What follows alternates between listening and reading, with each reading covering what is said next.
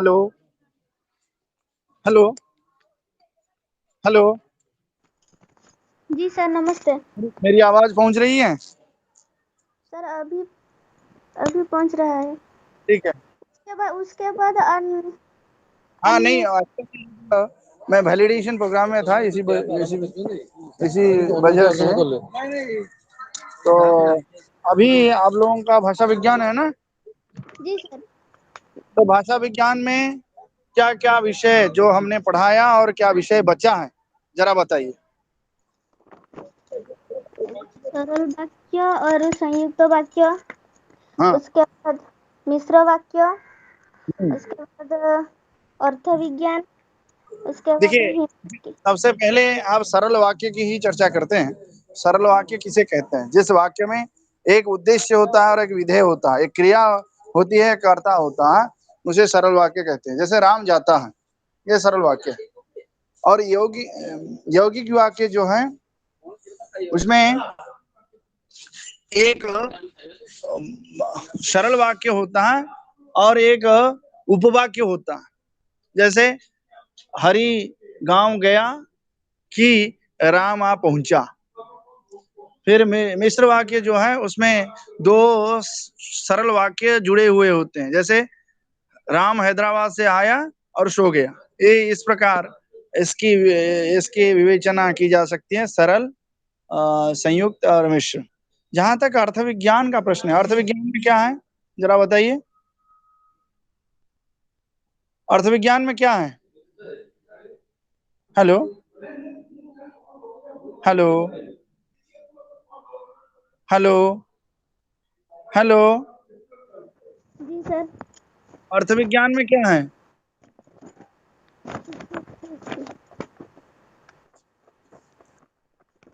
अर्थ विज्ञान में क्या है? रुकिए सर। जी सर, नमस्ते सर। नमस्कार। जी सर, मैं रश्मिता दास हूँ। मेरा जॉइन नहीं हो रहा है, तो मैं मेरी भाई के अरे मीट मेरा मेरी से मेरा जॉइन किया भी हूँ। प्रॉब्लम है। जी सर। जी सर, बताती हूँ। सर सर, सुन पा रही हैं मुझे?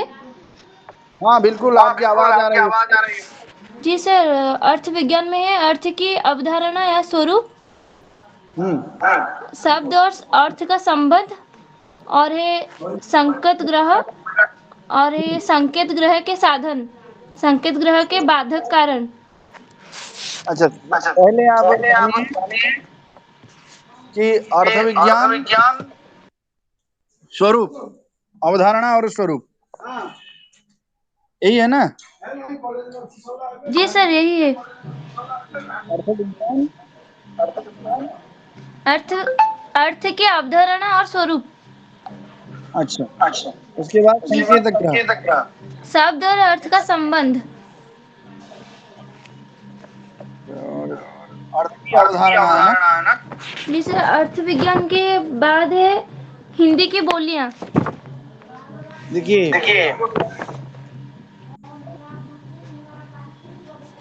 जी सर। एक मिनट। अच्छा, थोड़ा प्रॉब्लम है नेटवर्क में।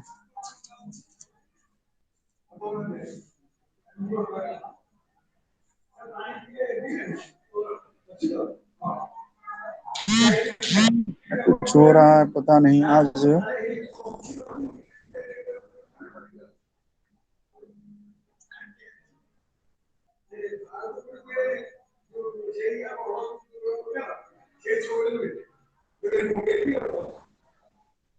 एक मिनट, आप ये करिए, मैं बता रहा हूँ।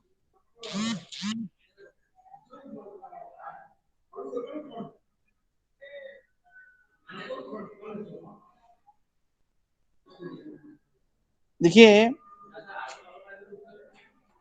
एक अवधारणा को संके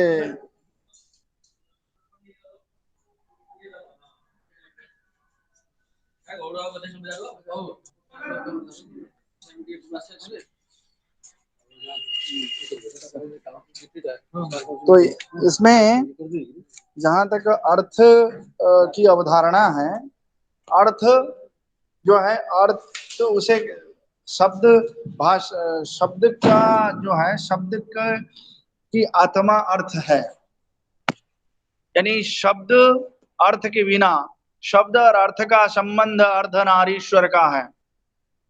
जाता है वागार्थ प्रतिपत्तयो वागार्थ प्रतिपद्य जगते पितरो वंदे पार्वती परमेश्वर। जो पार्वती और परमेश्वर की जो अवधारणा है, ये शब्द और अर्थ की अवधारणा है। जहाँ अर्थ की दृष्टि से वाक्य के 8 भेद होते हैं। अर्थ के कारण ही पर्यायवाची विलोम इसकी अवधारणा होती है। तो इस प्रकार तमाम चीजें अर्थ विज्ञान के अंतर्गत हमारे सामने हैं। अर्थ विज्ञान की दृष्टि से जब हम बात करते हैं तो अर्थ और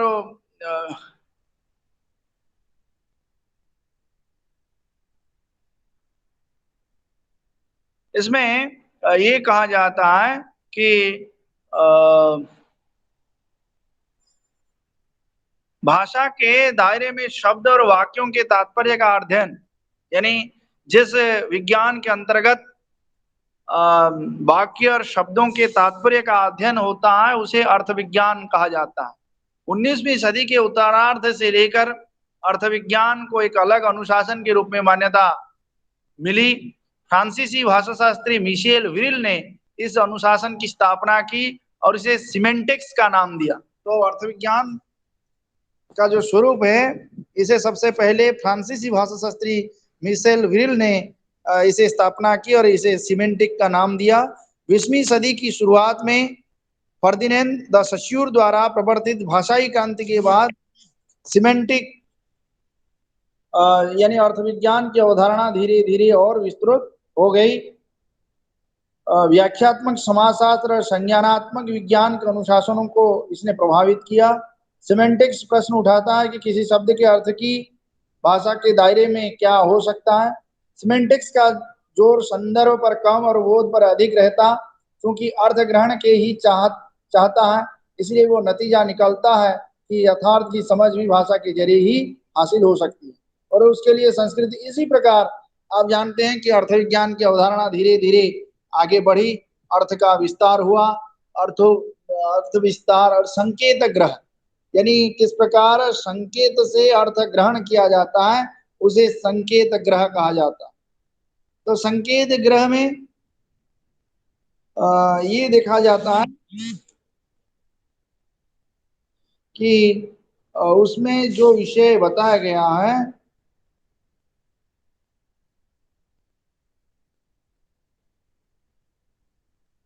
ये कहा गया है कि किसी शब्द से किसी अर्थ का संबंध स्थापित करना संकेत ग्रह है। यानी ध्यान दीजिए कि किसी शब्द से किसी अर्थ का संबंध स्थापित करना संकेत ग्रह कहलाता है। इसी प्रकार किसी ध्वनि समूह से किसी वस्तु का संबंध स्थापित करना या बोध कराना संकेत ग्रह है। यह संकेत ग्रह लोक व्यवहार एवं अनुशासन से होता। तो इसी प्रकार हम जानते हैं कि संकेत ग्रह, इस प्रकार संकेत के आधार पर इसका महत्व है। इसके आधार पर शब्द शक्ति का विकास होता है। अविधा, लक्षणा और व्यंजना, जो तीनों शब्द शक्तियां हैं, संकेत ग्रह पर आश्रित हैं। तो आगे संकेत ग्रह के बाद क्या है, जरा बताइए।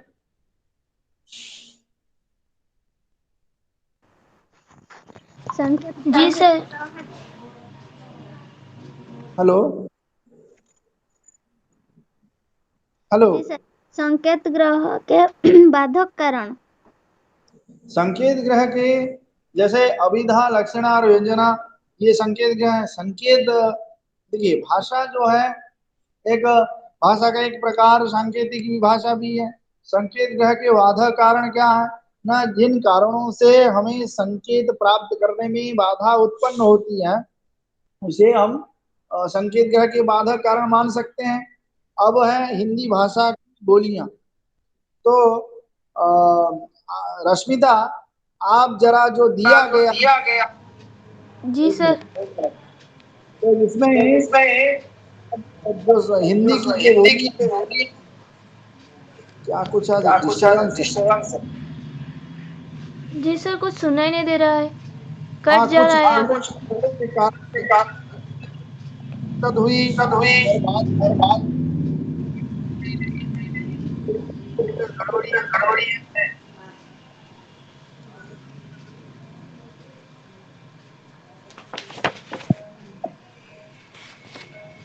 तो हिंदी की अनेक बोलियां या उपभाषाएं हैं। भारत में कुल 17 बोलियां हैं, जिनमें अवधी, ब्रजभाषा, कनौजी, बुंदेली, बघेली, हाड़ौती, भोजपुरी, हरियाणवी, राजस्थानी, छत्तीसगढ़ी, मालवी, नागपुरी, मैथिली, खोरठा, पंच परगनिया, कुमायूनी, मगही आदि प्रमुख हैं। इनमें से कुछ में अत्यंत उच्च श्रेणी की जो साहित्य की रचना हुई है। ऐसी बोलियों में ब्रजभाषा और अवधी प्रमुख हैं। ये हिंदी की जो बोलियां हैं उसका परिचय मैं दे रहा हूँ। ये बोलियां हिंदी की विविधता हैं और उसकी शक्ति भी। वे हिंदी की जड़ों को गहरा बनाती हैं।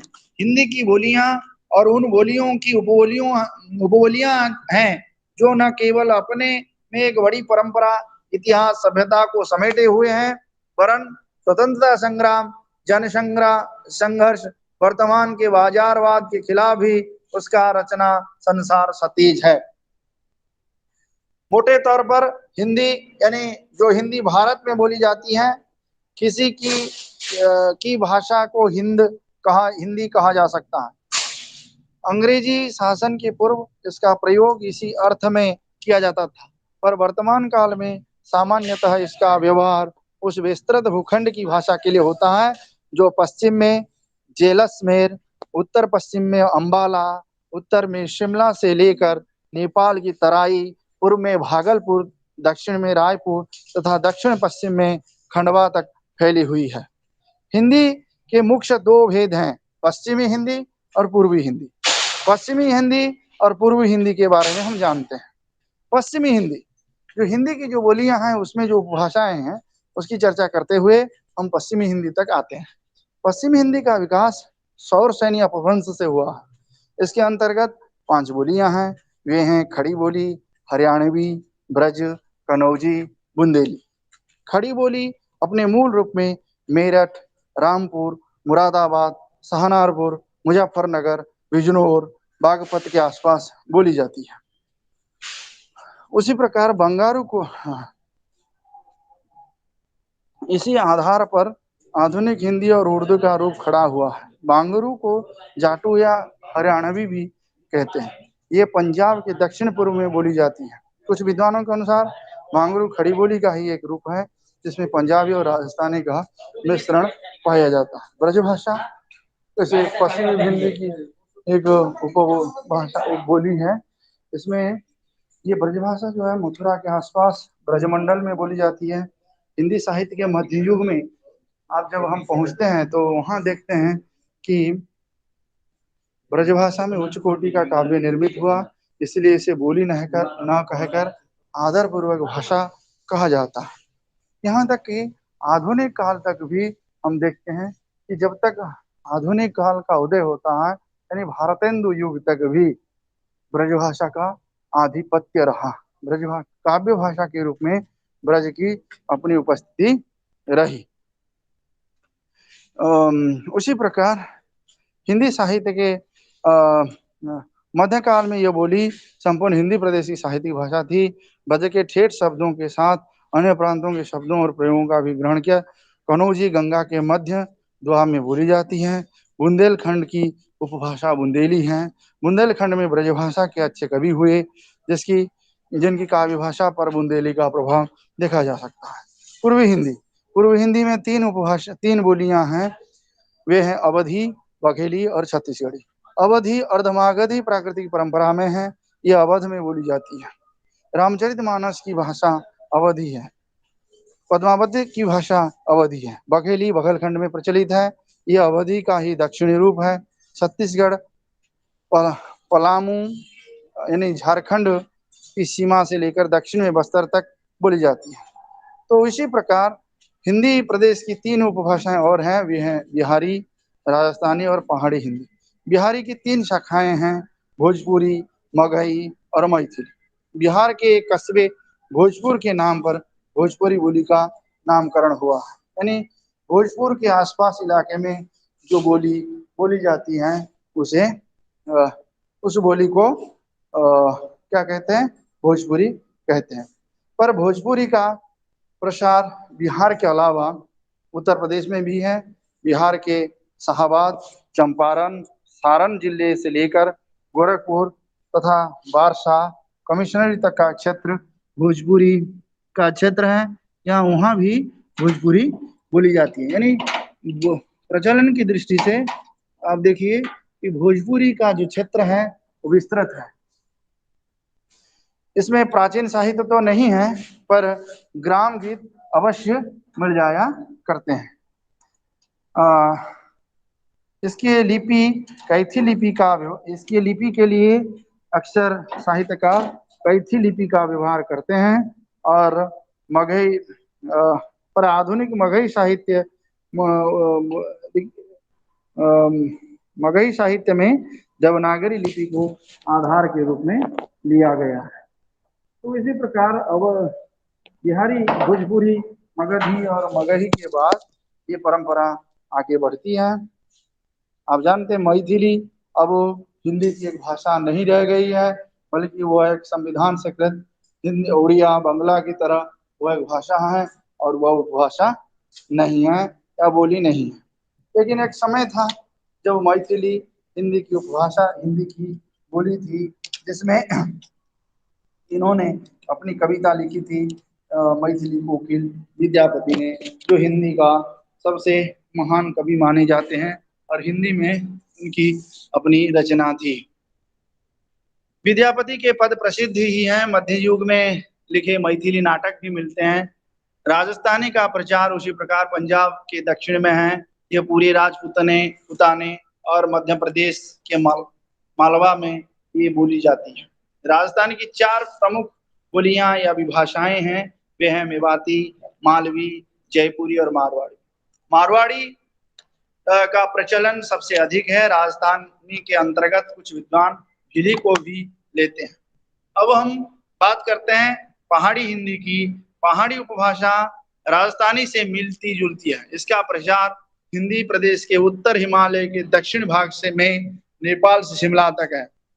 इसकी 3 शाखाएं हैं, पूर्वी, मध्यवर्ती और पश्चिमी। पूर्वी पहाड़ी नेपाल की प्रधान भाषा है, जिसे नेपाली और पर्वतिया भी कहा जाता है। मध्यवर्ती पहाड़ी कुमाऊं और गढ़वाल में प्रचलित है। इसके 2 भेद हैं, कुमाऊनी और गढ़वाली।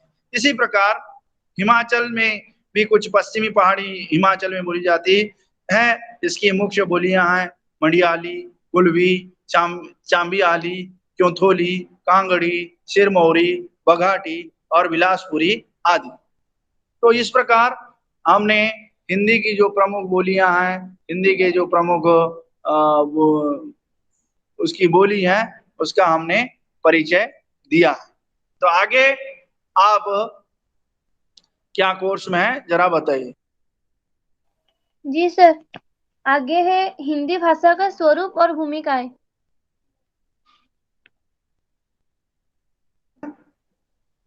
क्या है? हिंदी भाषा का स्वरूप और भूमिकाएं। भूमिकाएं। जी सर। हिंदी भाषा का स्वरूप। हिंदी भाषा का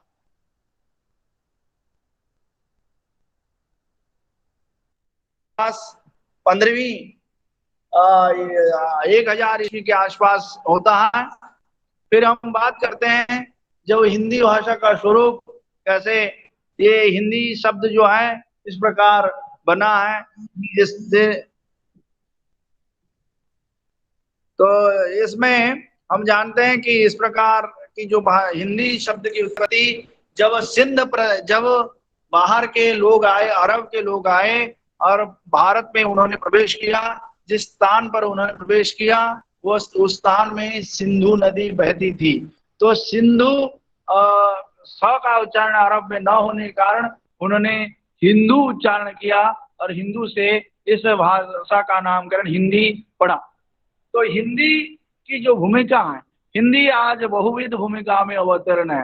हिंदी आज संपर्क भाषा के रूप में पूरे भारत की को जोड़ रही है। हिंदी आज सह राजभाषा के रूप में भारत सरकार के विविध कार्यालय में काम कर रही है।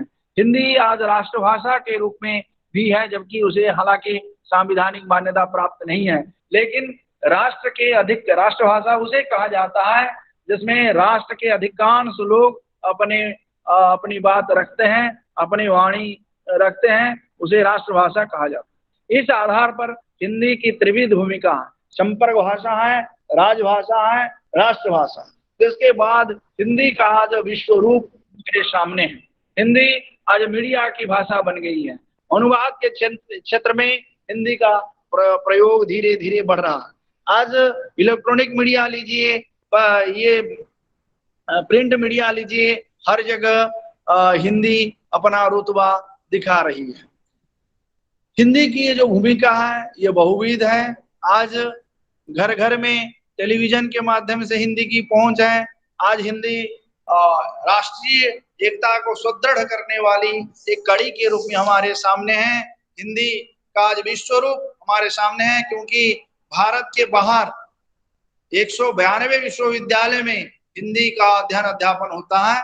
ये सबसे महत्वपूर्ण विषय है और हिंदी को लेकर ये हमारा जो परचम है ये विश्व भर में फैल रहा है और आगे हिंदी अपनी भूमिका को आगे सही ढंग से निर्वाह करेगी, इसमें कोई द्विमत नहीं है। ये मानकर चलिए कि 3 महत्वपूर्ण बिंदु इसमें है। हिंदी की जो भूमिका है उसमें राष्ट्रभाषा है, राजभाषा है और संपर्क भाषा है। इसके अलावा वही विश्व भाषा के रूप में धीरे धीरे हिंदी आज उभर रही है। तो इसी पर हमें चिंतन करने की आवश्यकता है। इसीलिए हिंदी का पठन पाठन आज अनिवार्य है हर भारतवासी के लिए। ऐसा मानना ही हमें ऐसा मानने के लिए हम आज विवश हैं, बाध्य हैं। आगे क्या है बताइए। जी सर, आगे है संविधान में हिंदी संबंधी उपबंध। ठीक है।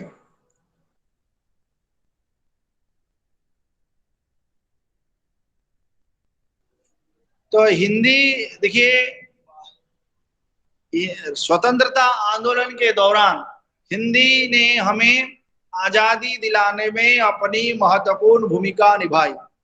तो इसीलिए हिंदी उस समय संपर्क भाषा के रूप में हमारे सामने थी और आज भी है। आजादी के बाद जब भारत का संविधान बना तब भारत की राजभाषा क्या होगी इसे लेकर मानस मंथन हुआ, इसे लेकर बातचीत हुई। तब सबने सम्मत होकर कहा कि हिंदी ही भारत की राजभाषा होगी और बहुत सारे लोगों ने इस पर अपनी सहमति दी। संविधान के अनुच्छेद 343 से लेकर 351 तक जो उपबंध है उसमें हिंदी के प्रयोग, उसके विकास विस्तार, उसकी लिपि क्या होगी, कहाँ तक वो रहेगा और हिंदी का विकास कैसे होगा और हिंदी के विकास में केंद्र सरकार का क्या योगदान होगा, इन तमाम बातों को उन्होंने समेरा है, उन्होंने समेटने का प्रयास किया संविधान में। और हमारे चिंतकों ने, हमारे बुद्धिजीवियों ने सबसे पहले जो उपबंध है 343 खंड क में ये बताया गया है कि हिंदी भारत की राजभाषा होगी और उसकी लिपि देवनागरी होगी और ये संघ भारतीय अंकों का अंतर्राष्ट्रीय रूप होगा। हिंदी भारतीय अंकों का अंतर्राष्ट्रीय रूप के रूप में हिंदी में ये जो अंक चिन्ह है वो प्रयुक्त किए जाएंगे। फिर व्यक्ति राज्य के बीच कैसा किसमें पत्राचार होगा, उच्च न्यायालय और उच्चतम न्यायालय की भाषा क्या होगी, एक व्यक्ति अपनी व्यथा कथा दर्शाए तो किस प्रकार किस भाषा में कह सकता है, हिंदी का विकास कैसे होगा, भारतीय सामाजिक संस्कृति को समेटते हुए हिंदी कैसे आगे बढ़ेगी, ये तमाम उपबंध उसमें दिया गया है। आपकी पुस्तक में होगी ये सारी बातें, जरा देख लीजिएगा विस्तार पूर्वक, क्योंकि काउंसलिंग क्लास में इतना विस्तार से कैसे हम कहें तो ये हो सकता है कि ये हो थोड़ा हमें हो सकता है कि इसमें हमें बाधा आए, अड़चन आए, तो इसीलिए ये जरूरी है। तो अब देखिए हम बात करते हैं उपबंध। उसके बाद जब बात हिंदी के विकास विस्तार की आती है, केंद्र सरकार इसके लिए तैयार रहती है, केंद्र सरकार तत्पर रहती है और केंद्र सरकार हमेशा प्रयास करती है। इसके कारण हिंदी निदेशालय की स्थापना हुई, हिंदी के विकास विस्तार में अनुवाद क्षेत्र में भी काम हुआ। अनुवाद संस्थान, अनुवाद निदेशालय भी खुला। पारिभाषिक शब्दावली निदेशालय भी खुला। हिंदी के विकास विस्तार के लिए केंद्रीय हिंदी संस्थान की स्थापना हुई आगरा में। ये सब एक से बढ़कर एक काम हमारी सरकार ने की। अब आगे जी सर, आगे है राजभाषा अधिनियम और आदेश। हम देखते हैं कि राजभाषा के क्या अधिनियम आए। राजभाषा, जब हिंदी भारत की राजभाषा बनी तो उसके बाद कई अधिनियम और अध्यादेश आए। 1955 में आए। फिर उसमें जब संविधान बना, हिंदी को राजभाषा बनाने की जब पेशकश की गई, तब कुछ विद्वानों ने ये कहते हुए अपना मत रखा कि अब तक सबने हिंदी नहीं सीखी, इसीलिए आजादी के 15 साल तक हिंदी हिंदी के साथ अंग्रेजी को सह राजभाषा के रूप में रखा जाए। फिर जब 15 साल की अवधि समाप्त हो जाएगी, पुनः उसे आप ये कर सकते हैं। जी।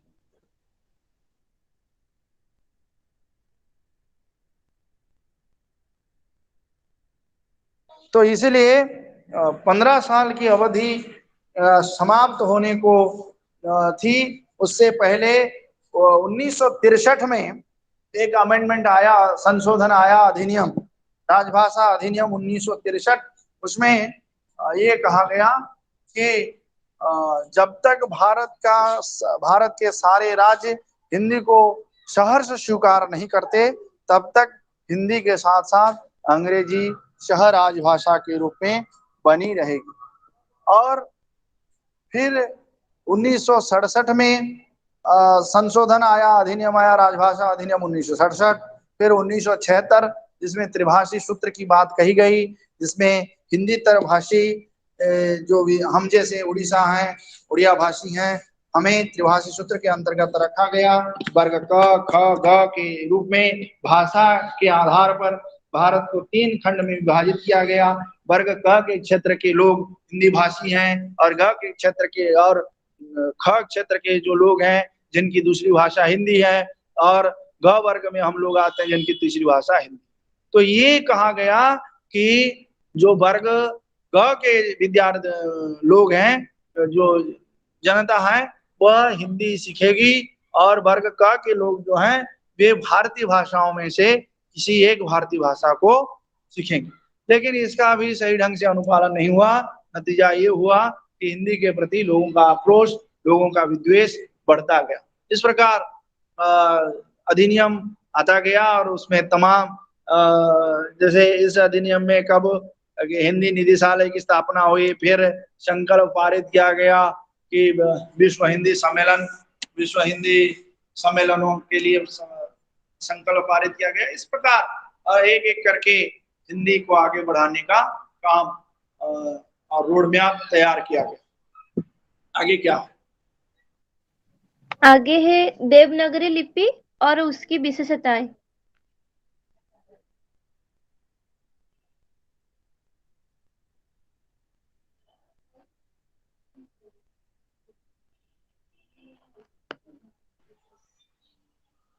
देवनागरी लिपि के बाद और क्या क्या बचेगा?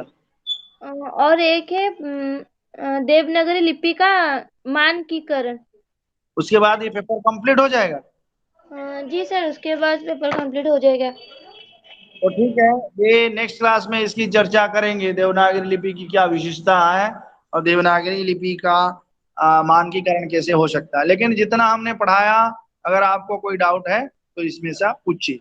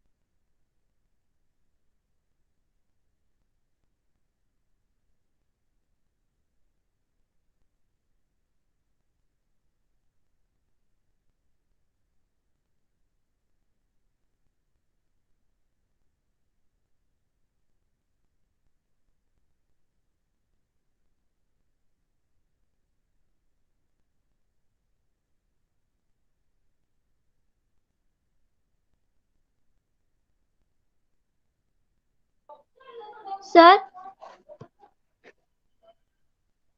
बताइए। जी सर, पिछली बार जब क्लास में आपने पढ़ाया था सोनिम विज्ञान सोन विज्ञान, तब एक डाउट रह गई थी। क्या क्या शंका है बताओ। सोनिम और संगसोन में क्या फर्क है? अब पढ़िए क्या दिया है।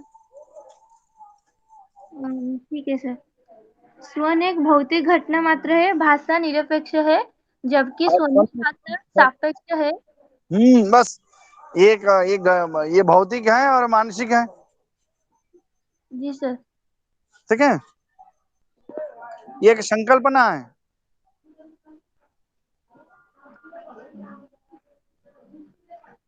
जी सर।